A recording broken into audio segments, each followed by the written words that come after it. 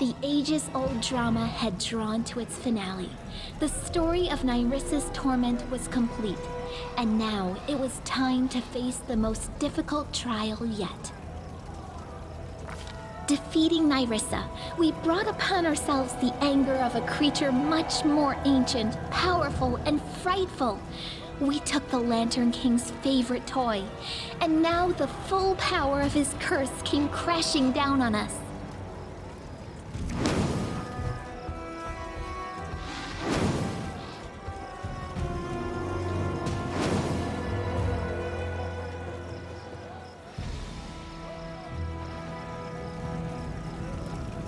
Something is wrong. We were supposed to leave the First World, but my cup is broken. The blood and pain of 1,000 destroyed kingdoms are oozing from its pieces. I feel them. I do.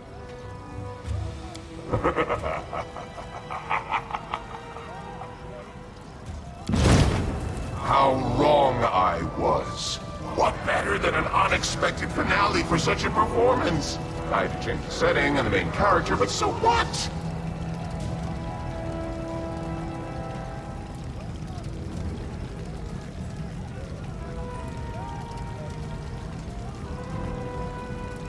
Well, don't you see? The city and all your lands have been transferred to the First World. Shadows of the inhabitants of all its ruined kingdoms have escaped the cup and are taking revenge on the living for all their sad fates. Old enemies arise from the ashes, and forgotten sorrows are reborn. A sad story, but always amusing.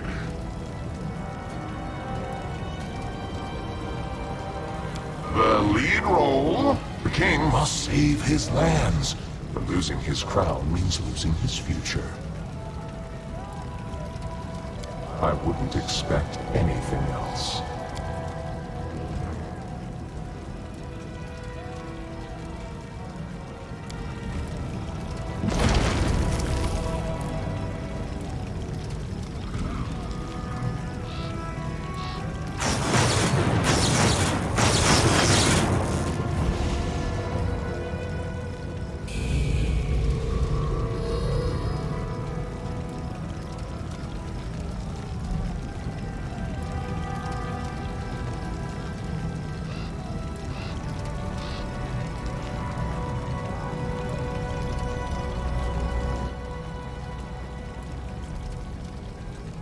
What happened? Are you all right? Seeds sown long time have sprung. Do you remember the insane old man on the road from Oleg's trading post? Our first encounter? I told you back then, once stolen, the land should be reclaimed. Once reclaimed, bound with the claimer shall it be. Bound, merged, joined by unbreakable ties. Claiming the land, claiming its pain, claiming its death. A curse for the future king. That is what these words were. You are connected to your kingdom, and you will be ruined along with it. Just as Nyrissa's many sisters suffered from her curse, so will your followers suffer with you. The First World is washing over this land like a wave, and it will devour your souls with it. I'll leave you with this knowledge, and I think I'll take my old toy, since she was unequal to this performance's leading role. You've toyed with me for 1,000 years, eldest. Have you not grown bored? I'm still not strong enough to resist you, but I'll never give in. You have time to banish the affliction and defeat our enemy. Maybe you'll succeed where I have failed. Don't give up. Fight if you wish, King. I'll take my place among the spectators.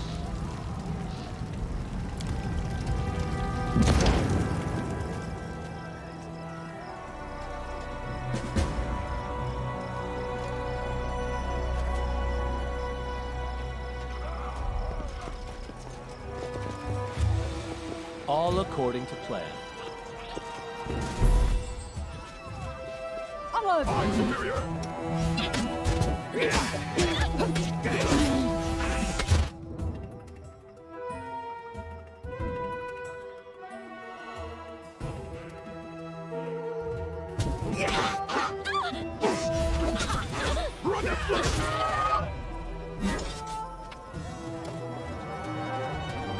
To victory!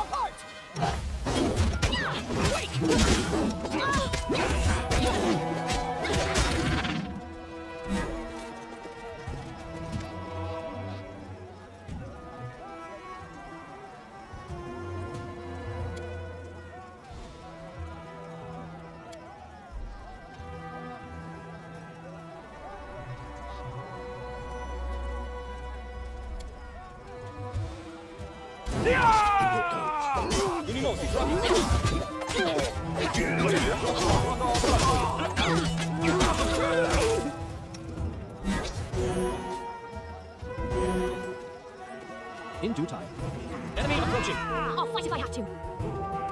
You can't stop me now. Your life is low.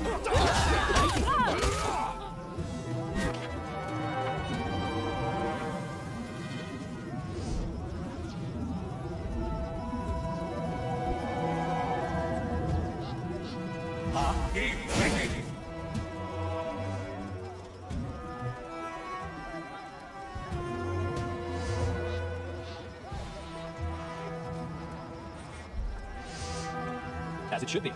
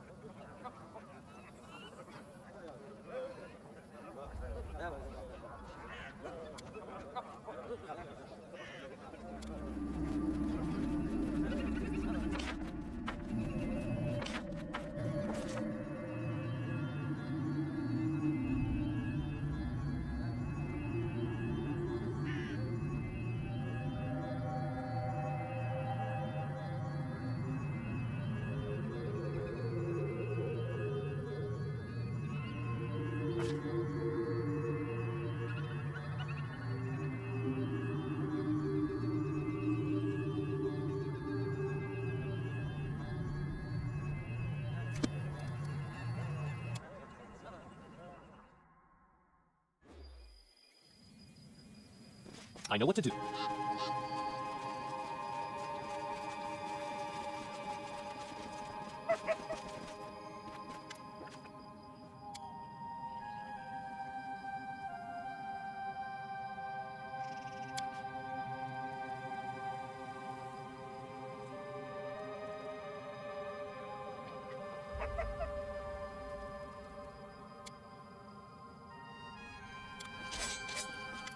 If it isn't my greatest mistake. I was sitting in my fortress and drinking, when I should have come here and burned the damn trading post to the ground, along with everyone inside, on the very day you appeared in the Stolen Lands.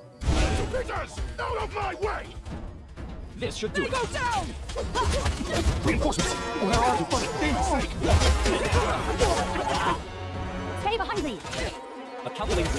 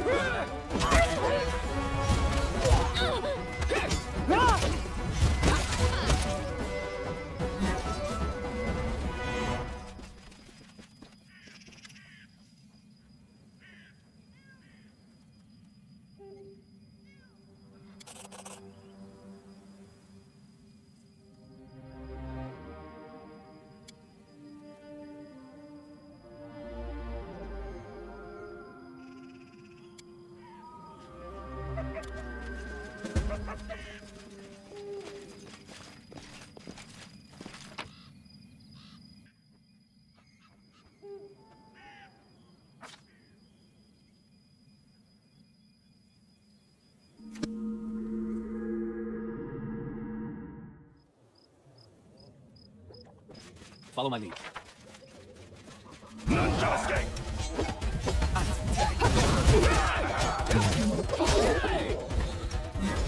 Oh, sorry. Was lost in thought. In due time. Done. Ready and willing.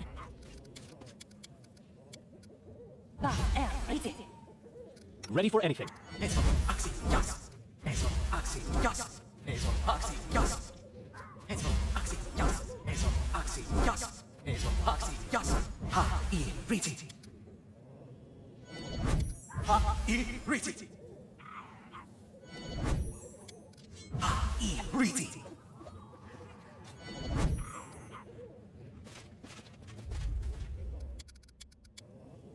No mistakes.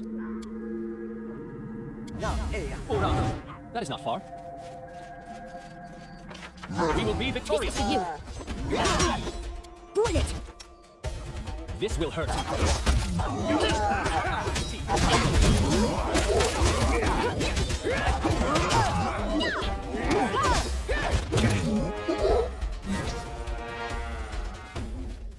As it should be.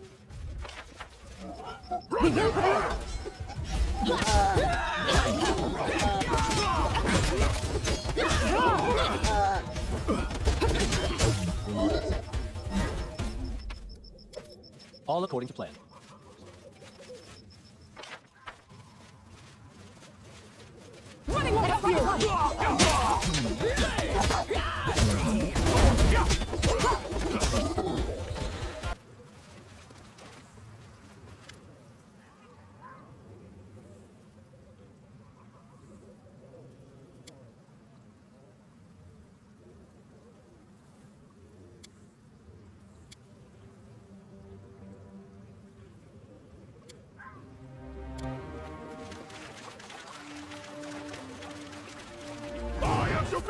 Let's try this way.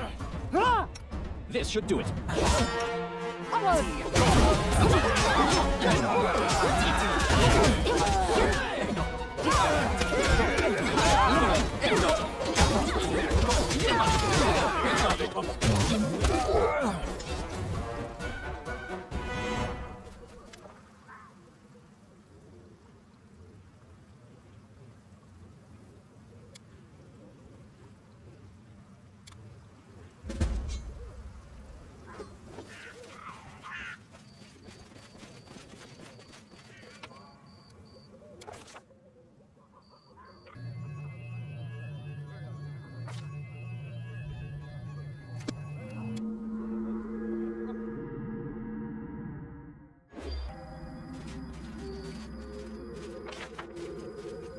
All according to plan.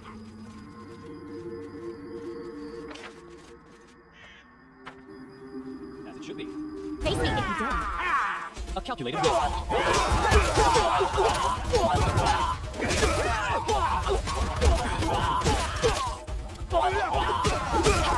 In due time. Cut them to pieces!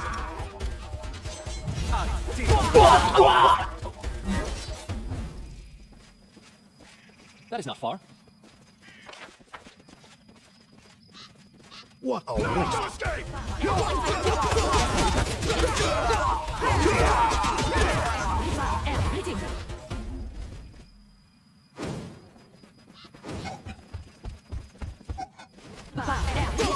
Down, better one.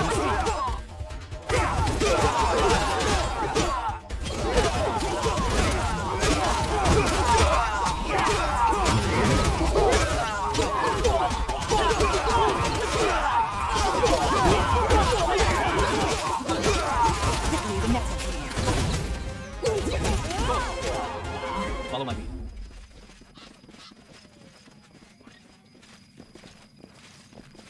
Thank you for your help. I cannot lie, we desperately needed it. I fought people and monsters alike, but none of us were ready for an endless horde of phantoms. His Highness always comes exactly when needed. Not a minute early, not a minute late. One could say punctuality is in his blood. I heard reports that something strange and frightening is happening in your lands. I gathered my best troops and came to your aid. Alas, we became lost in that sorcerous mist, and then those shadows came out of it. Praise the gods, we stumbled upon Sertova's army, which was also coming to your aid. Yes, it was an unexpected but pleasant encounter. A joy, in fact, to see familiar faces here, in the midst of witchery and evil spirits. Even combining our forces, we had little chance of holding the line for long. Luckily, a guiding light soon glimmered through the mist, and then you appeared. Really? So We were hoping you could tell us. It must be the spells of the Fae. Or who else did you manage to enrage? it's not easy to find the way through the sorcerous mist. But with your magic lantern, we can do it. Go, and we will follow. Until then, I can't deny it. This mist had me worried. But now I see you have the situation in hand. I'm sure that together we will overcome this pestilence, whatever it is. Until then, Your Highness, I don't know what an extraordinary disaster you've brought upon your kingdom, but I see now that you are entirely capable of handling it, especially with our help.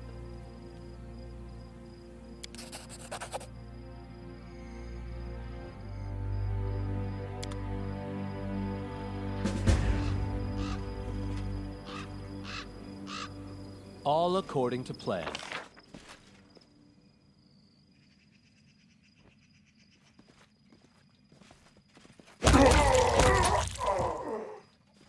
To arms!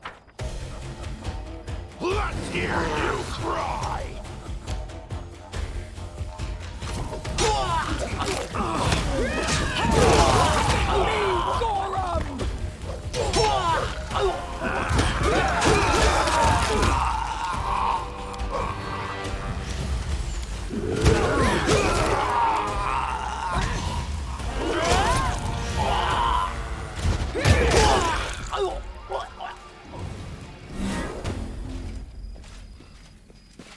In due time.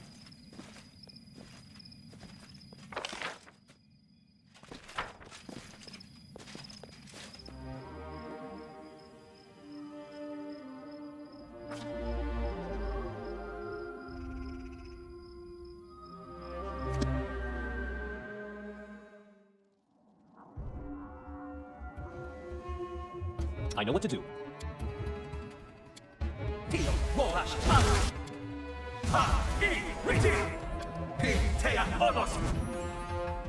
To victory! Become as dust.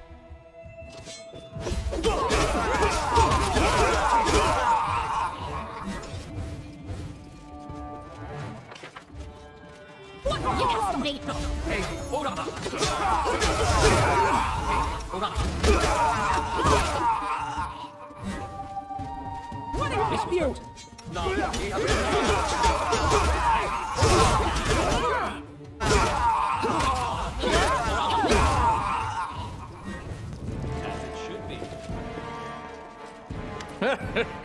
There you are, of course. After all, you couldn't miss it. A minute cannot exist without a model, nor a villain without a hero. You don't have your own journey or your own story, for you are merely a chapter in my epic. Without me, you simply do not exist. Do you remember when we last met? You said you'd return Pitax to its citizens? It sounded so noble. But in the end, my possessions are returned to me. Both Pitax and the Toady Fairy. Your governor is now my footrest, and as for you, it's time you go to oblivion. Where and what do you think Irovetti is? A sack of skin filled with bones and guts that once decorated this room so beautifully? Of course not. Irovetti is a legend, and the legend has returned in all his glory. Look around. I am everything I was and all that I could be. All the legends composed about me My glory was too great to fit into one body. Here is Irovetti, wise ruler. Irovetti, invincible warrior. Irovetti, cunning trickster. Irovetti, sacred champion of Calistria. And who are you? No one and nothing. A minor prop I will use to demonstrate my grandeur to the audience. Well, let us begin. It's time for you to become a part of my history. Better Let ones. us strike as one!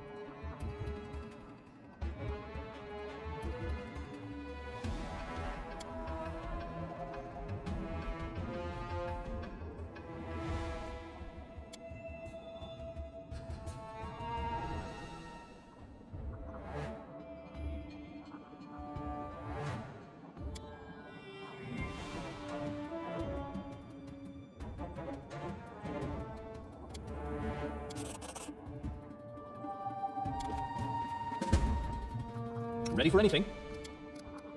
That is not far.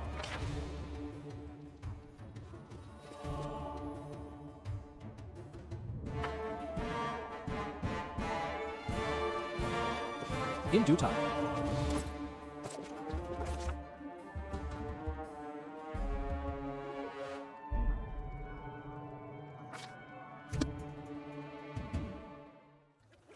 All according to plan.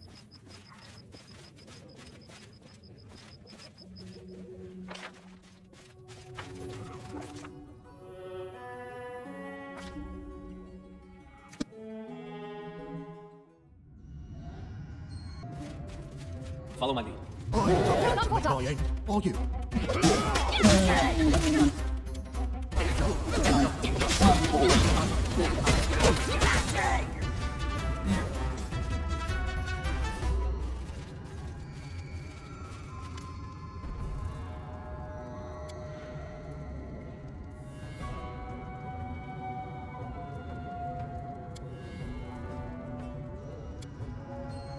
Take it up.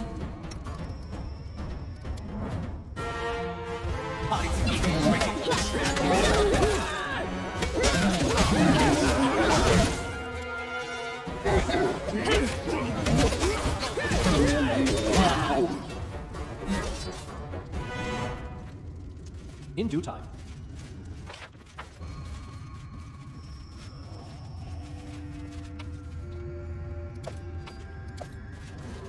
That is not far.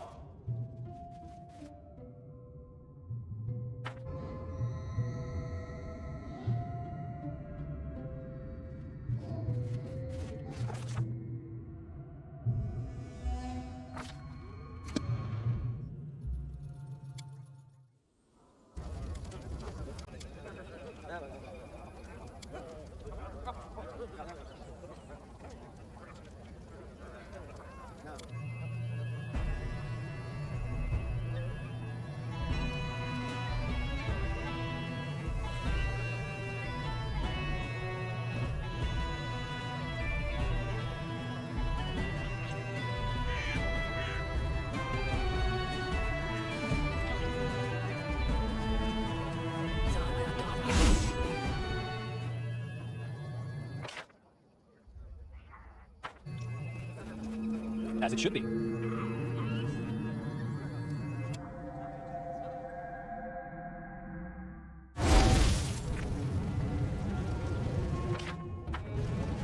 All aboard the plane. Who will prevent it?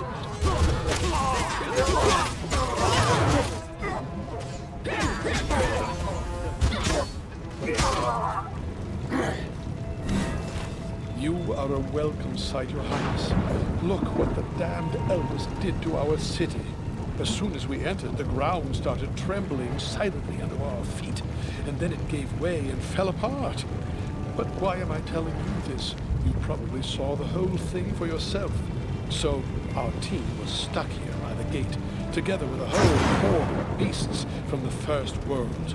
We fought them off somehow, thanks to you and Erastil. But I don't know what's going on with the others. And also, well, he'll tell you himself. Happy to serve you, Your Grace. I mean, Your Highness.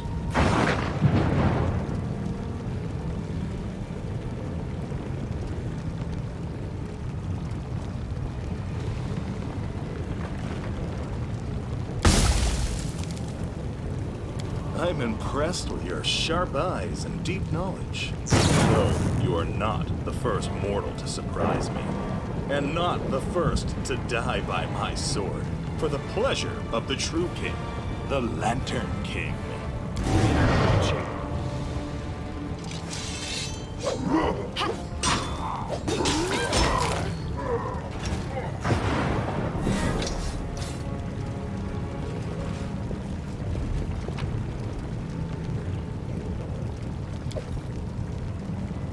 Here I see.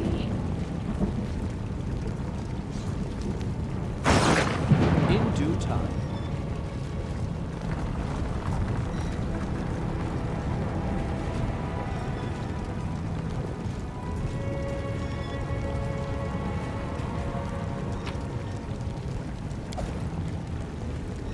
Follow my lead.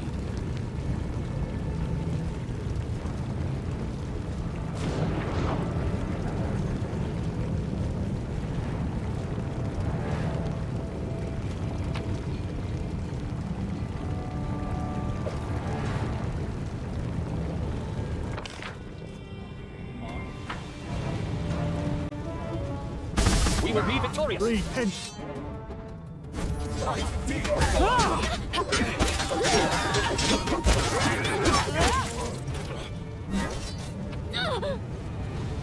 In due time.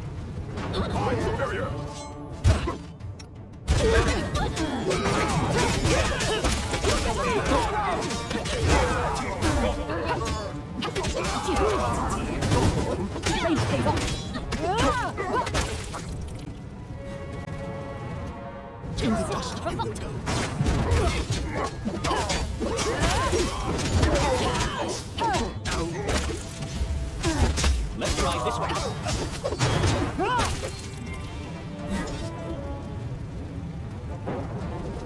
Look for Gorham! Onwards! Tear them apart! They go down! Victory is inevitable! All aboard the plane.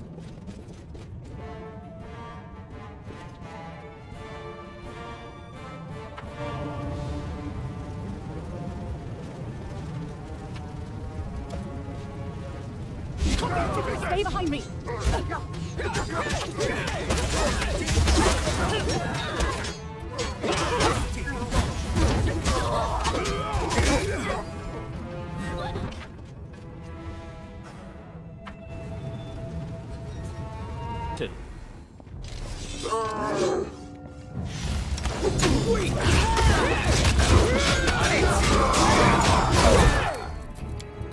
This spell doesn't work like that.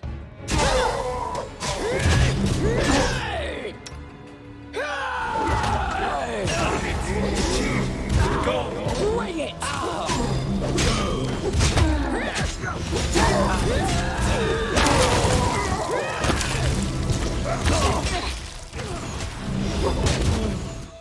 Lie down for a moment. Look at me, Gorham! This spell doesn't work like that. And will be. Definitely will be.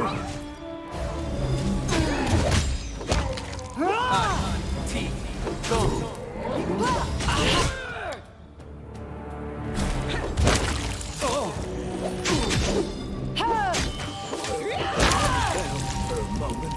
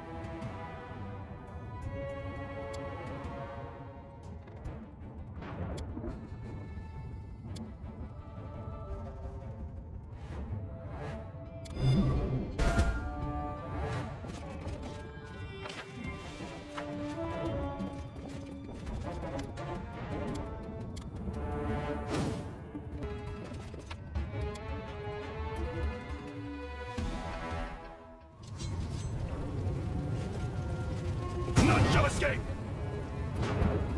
Your life ebbs low. My training pays off. Wait!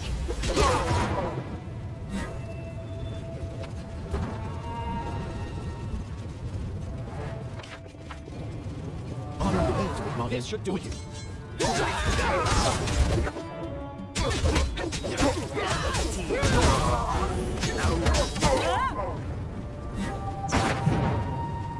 I am superior! Tear them apart! Die! Let us strike as one! What a waste. Become as dust.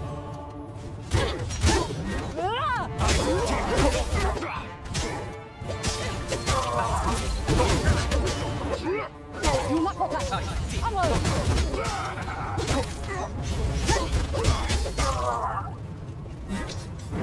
Time's not waiting. I did it. Who will prevail?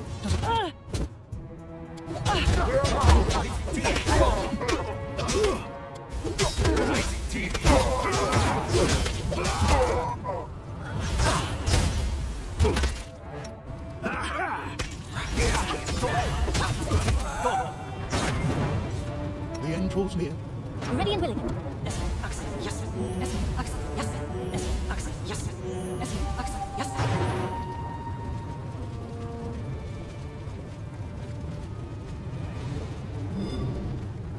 This is for you! No mistakes.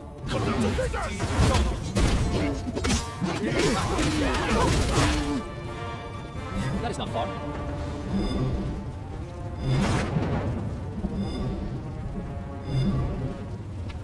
I'm not afraid! They go down!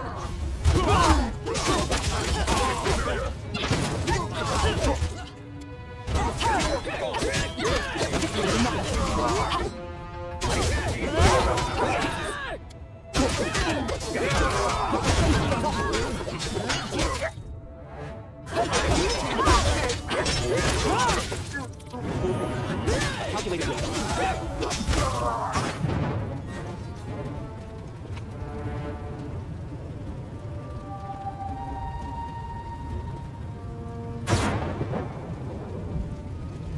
Follow my lead.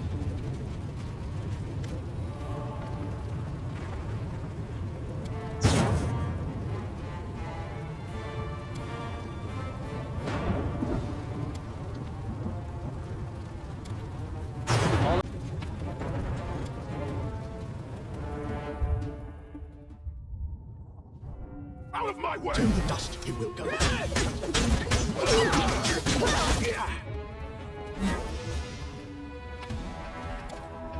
In due time.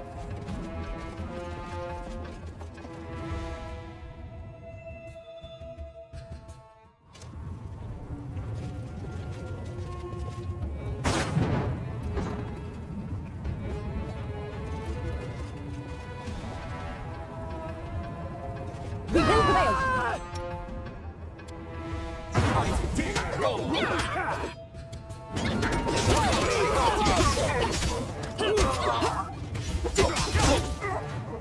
Passage enemy approaching.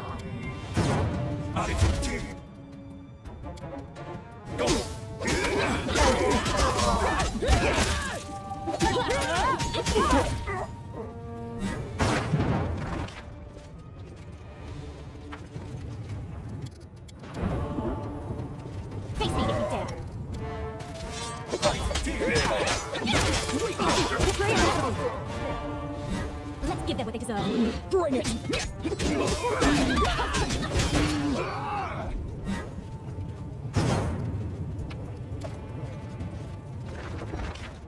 That is not far.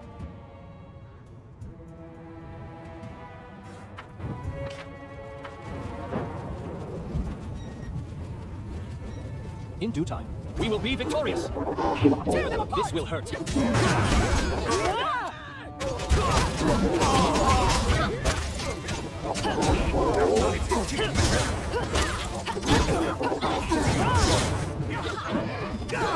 Hey, can someone help me?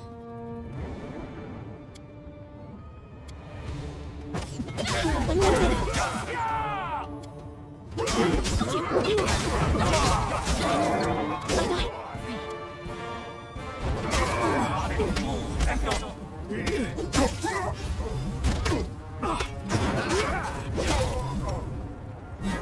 Yes, I'm still here.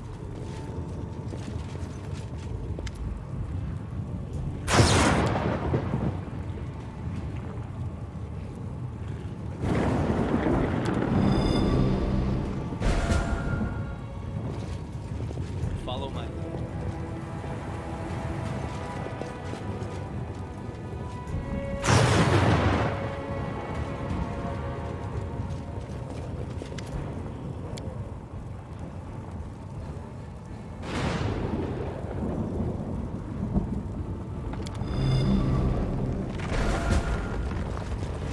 In due time.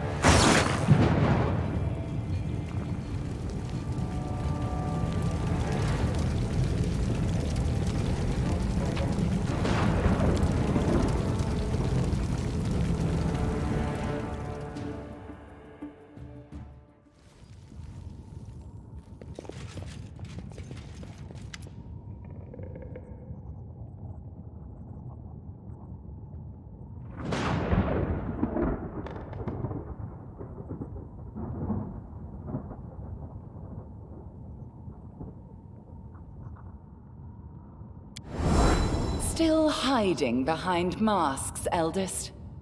Isn't it time you cast them away? Words, words. How little value we attach to them, and how much they truly mean. But I've grown tired of words and prophecies. I will no longer predict chaos and death. Instead, I will show them to you, myself. Oh yes, the time has come! The time of fate and curses! Our victory is certain.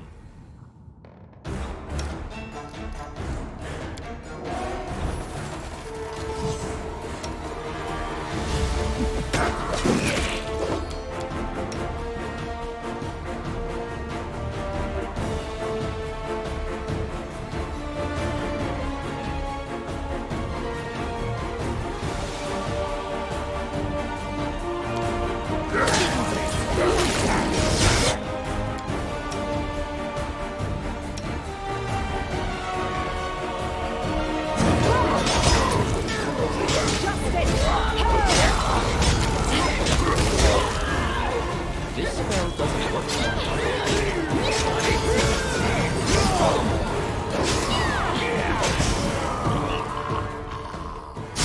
You don't seem to like my curses! Maybe if I could show one better?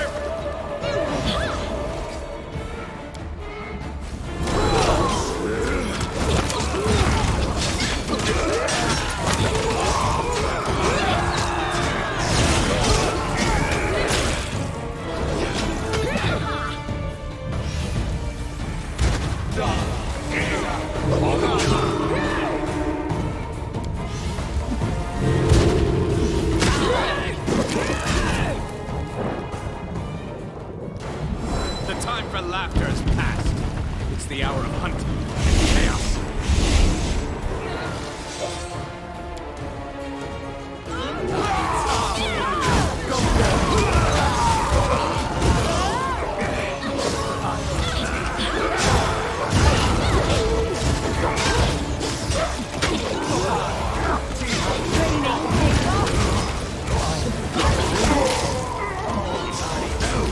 Not part of the plan.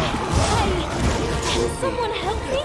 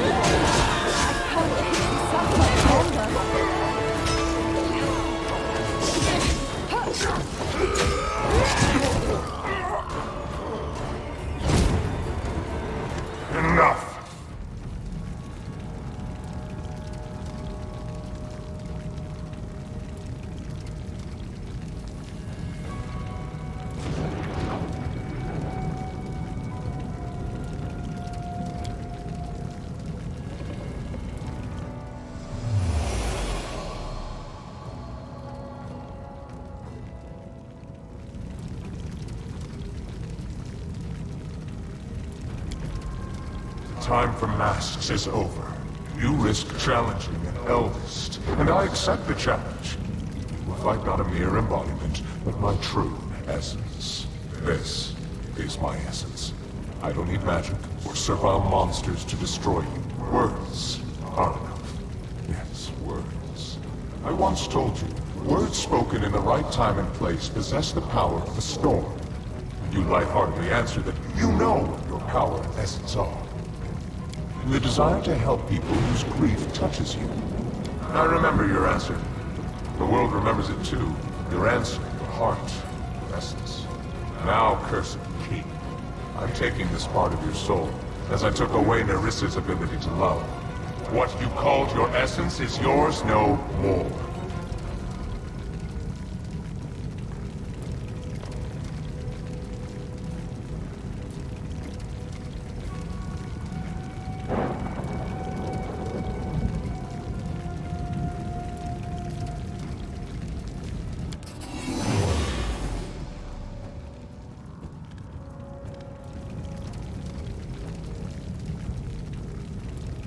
Let us continue.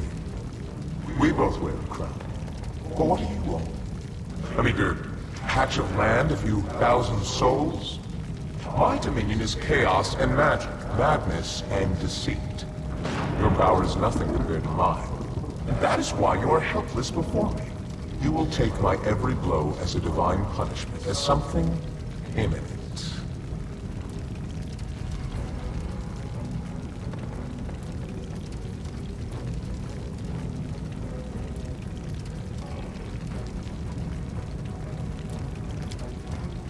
You will insult me with this. This! I'm curious what you think of me, cursed king. Do you see me as a villain, or a simple joker? In truth, well, you'll never be able to conceive of the truth. Being an eldest means being one of the many strings that hold the world in place. Being an eldest means being such a vast and self-sufficient value that one's equals become strangers and one's inferiors are entirely insignificant. I am an eldest. Laughter, guile, transformation, that's what I am. Being what I am, I will let you feel a modicum of my loneliness. I will take away your pillar of strength.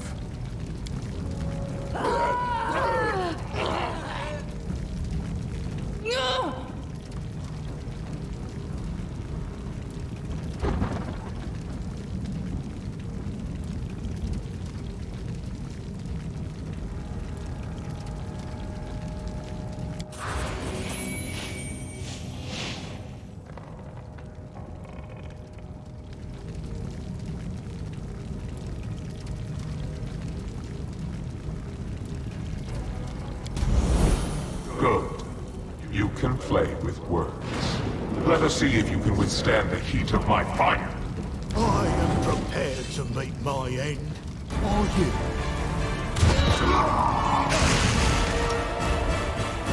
Let's hear it.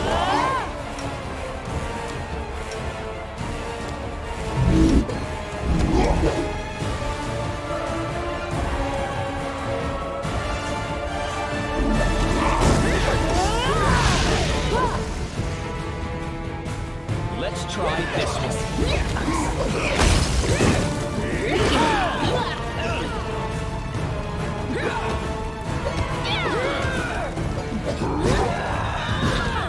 This should do it.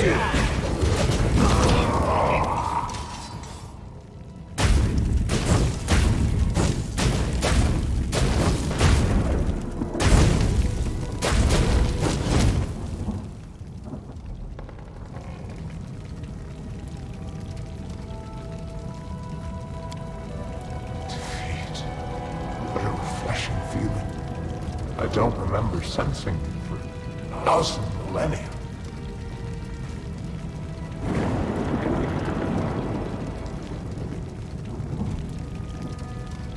But what's next? How will you end this story? Listen, I know it will end elegant and refined. The hero defeats a deity in battle. Impressive feat grants the victor power and immortality. The hero enters the chambers of the deity to become his champion and herald, eternal, powerful, equally glorified both in the first world and in Galarian. His kingdom healed from its wounds and flourished under the rule of the immortal champion. A beautiful ending, isn't it? And this legend is yours for the asking. Trust the laughing lie. Don't do this. Not after everything you and I have endured because of him. I can give you immortality and power, though not as much as the Lantern Kings. Perhaps we won't be able to stand against the Eldest, but accept my gift and my patronage. And together we will make him pay for what he's done. How sad it is to hear you, Nyrissa. Thousands of years for nothing! You haven't learned a single lesson. Never learned to atone. But what do you say?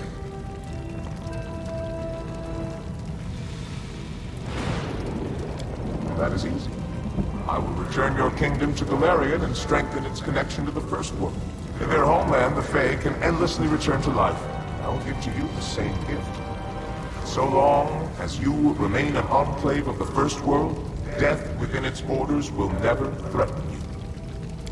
As for the prize, I'm not offering you the position of a servant. Believe it or not, I am lonely. Divine power and immortality are a heavy burden.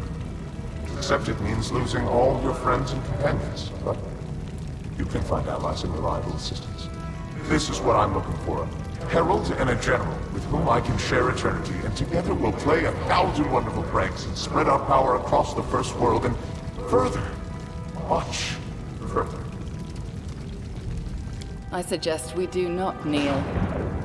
We are both cursed, you and I. But so what? The curse can harm you only as much as affliction touches your kingdom. But now, with the Eldest wounded and bleeding, his henchmen all slain, I can return your state to the material plane. It will heal its wounds, and so will you. I'll create a bond between you and the First World, granting you immortality. Just as the Lantern King promises. And what role in all this shall I play, Trespasser? The role of the vanquished. I know you will hardly accept a defeat, Eldest. You may try to attack us again, but we defeated you once, and we will do it again if we must. I'm ready to fight you forever if I have to. So you plan to entertain me for all eternity? Or do you think you can still outplay me, Trespasser? Pretty words, Eldest. Save them for our next encounter. You pretend to laugh, but I see how shamed you are. What a deep wound you've suffered this day. It won't be the last, believe me. We've come a long way together. First as enemies, then as allies. I mark you with my gift. A bond to the First World. Eternal youth and immortality. We are the cursed king and queen. Each in their own kingdoms, their own world. But henceforth inextricably entwined. Eternity awaits. And possibly eternal war with a deceitful deity. But so what? It is our eternity. And perhaps in the end, we will rule not kingdoms, but whole worlds.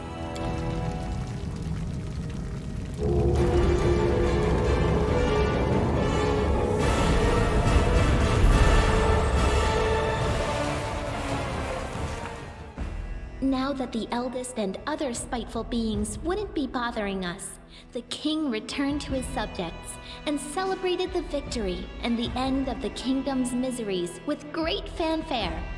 Everything gradually returned to normal, including our exciting lives. Not always peaceful, but also not troubled by invasions from another world. And little by little, our heroes and the common folk began to forget the sorrows of the past. So the kingdom returned to Galarian, but not without taking a piece of the First World with it. Miracles and strange occurrences, both kind and cruel, became the norm. Not that the citizens hadn't grown used to that.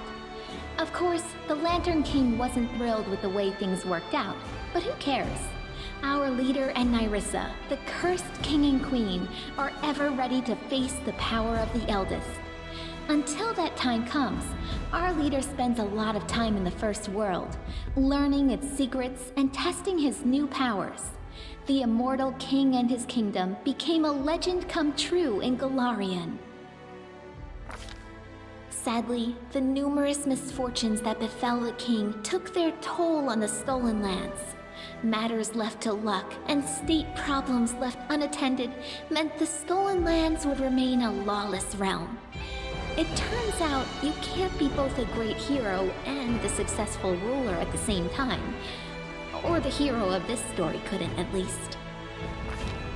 The feud between Brevois North and South, which had been smoldering for ages, never sparked the fires of civil war.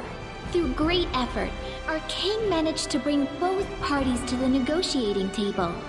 While Rostland didn't gain its independence, it did receive wide autonomy rights.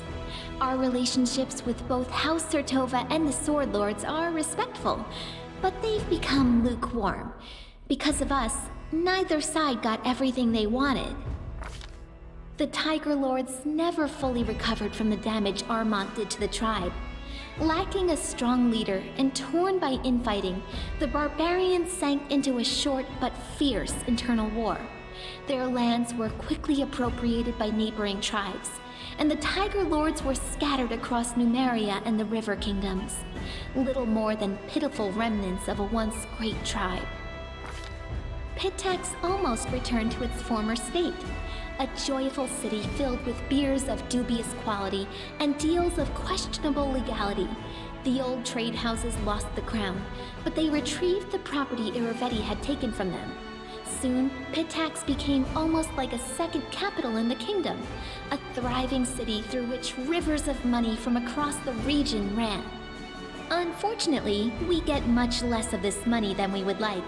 Governor Liachenza turned out to be helpless against widespread embezzlement. Maestro Bellavara gave the Academy of the Arts a second wind. Throwing out mediocre students and sycophants, she gathered within its walls talented visionaries, rebels, and freethinkers, those whose gifts felt cramped within the walls of more respectable institutions.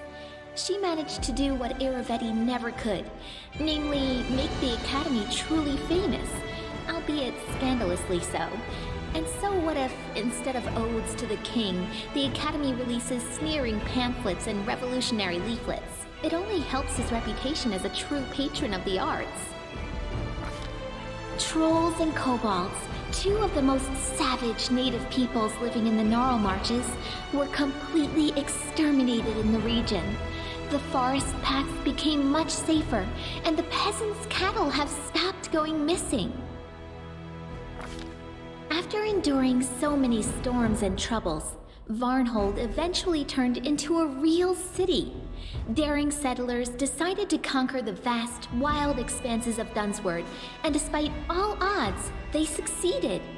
The modest colony that almost vanished at the hands of an ancient lich turned everything around to become a thriving city with lively river trading. Agay, the Spriggan leader, learned a valuable lesson after surviving his meeting with the king and even regaining his tribe's home. Don't try to occupy seemingly empty settlements anymore. Instead, the Spriggans settled across Dunsword's wild borderlands and proclaimed it as their domain. Keeping the peace in a situation like that seems like the stuff of dreams, as evidenced by the occasional lost patrols and stolen cattle. Peace reigns in the caves beneath the old sycamore. The kobolds and mites continue to explore the depths and learn simple crafts from each other. Rumor has it, the first mite-kobold wedding even happened not long ago. That said, settlers still aren't rushing to build new homes in the area. Some kind souls even put up warning signs along the roads. Beware, traveler. Steer clear of the old sycamore. Another inscription soon appeared over the sign, though. No keep going treasure ahead honest. Oleg's trading post continues to thrive, attracting even more travelers. Much to its owner's displeasure, a small town is springing up around it. Despite Oleg's grumbling, he and his wife are well regarded by everyone, and Svetlana was even elected town chief. Jod remained loyal to the king to the end of his days, healing the sick and generously sharing his austere wisdom with anyone who wished to hear it, and some who didn't. Having fulfilled his duty to the ruler, Erastil's priest peacefully departed this world, surrounded by friends and disciples. Breinhardt became a loyal ally and trade partner of the kingdom, and Darvin himself had been seen as a frequent guest in the capital. The elegant monarch of the neighboring kingdom has broken many hearts at court. After his visits, many young guards and servants have been seen staring through windows, sighing wistfully. The lizard folk of the Longtail tribe returned to live on the shores of Candlemere, but they couldn't return to their ancient way of life. Living alongside people, the lizard folk adopted their behaviors, habits, and even religion. More and more of the Longtail tribe pray not to the spirits of their ancestors, but to Erastil or Goro. They even began to forget their original language. I hope someone writes down their songs and legends before they all sink into oblivion. Evindra was glad to see the Lantern King's plans turn to dust. She spent some time helping restore the kingdom after the calamity, then returned home to the First World. They say the rebellious spirit of her cousin Nyrissa awoke within her as well. Evindra is said to recount our story to the Fae, encouraging them to question the power and might of the eldest. After the victory, the storyteller abandoned his affairs and began spending a lot of time alone in contemplation. He eventually bid farewell to the king and left his lands, but I suspect the inhabitants of Galarian haven't heard the last of this mysterious traveler, for his own story is hardly finished. Amiri stayed close friends with Nyla, but she remained a pariah to all the other members of the Six Bears tribe. Despite all the wisdom of their new chief, the tribe never found its place among the unfamiliar plains and cities, and they soon broke apart. The two friends left the kingdom together, setting off to find their own adventures. Enough that it would take a separate book to tell them all. Valerie stayed to serve the king, and to this day she continues to be a muse to many people. Not just bards and admirers, but to warriors as well. Honest and resilient, Valerie is not just famous for her feats in battle, but also for her patience and kindness, which she says the king helped her discover within herself. Harren became famous, respected by dwarves throughout our kingdom as well as our neighbors, even as far as the Five Kings Mountains. He's often been asked to help out or teach others, and he's never denied anyone, despite his grumbling. Some people even listen to his preaching. Lucky for us, there's a lot less howling about the end of the world now, and more wise words of moderation and humility. Not all of his disciples turned to Grotus, but everyone took away something useful from his teachings. Octavia didn't stay still for very long. Soon, she and Reg went to Numeria and started a huge slave rebellion there. They didn't manage to destroy the Technic League, but to this day, slaves speak their names with admiration, and slavers with terror.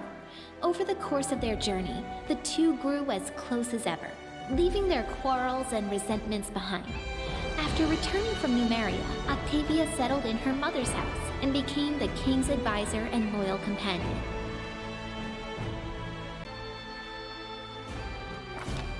Rigangar left for Numeria with Octavia to start a slave rebellion. Over the journey, he really matured and learned to understand others, as well as how to control his anger. After he returned, he took a position in the king's court. Being both formidable and charming, he inspired fear in the hearts of some and lust in others. There are even some rumors that he almost talked Octavia into marrying him, and possibly even continuing the Della Fiorni line. Once the war was over, Tristan kept his promise to Sarenrae. In the middle of celebrating the king's victory, the priest suddenly disappeared in a flash of light, vanishing forever. I hope Sarenrae didn't take the Movonic Deva's memory, so her servant might still remember us and the stolen lands. Or if she did, I hope he was at least able to forget everything about the lands in which he endured so much suffering. Despite all the woes that befell the country, our king remains a strong leader. Many noble houses from neighboring lands wouldn't hesitate to be related to him, and they regularly send a variety of marriage proposals. As for myself, the author of this book, Lindsay, who never chose a pretty nickname, I stayed here, within my own book, to watch what happens in the kingdom, and one day write this epilogue. I hope, oh honored reader, that you learned something important from this story, or at least were entertained by it. And now that it's concluded, I have only to set the final period and go silent forever.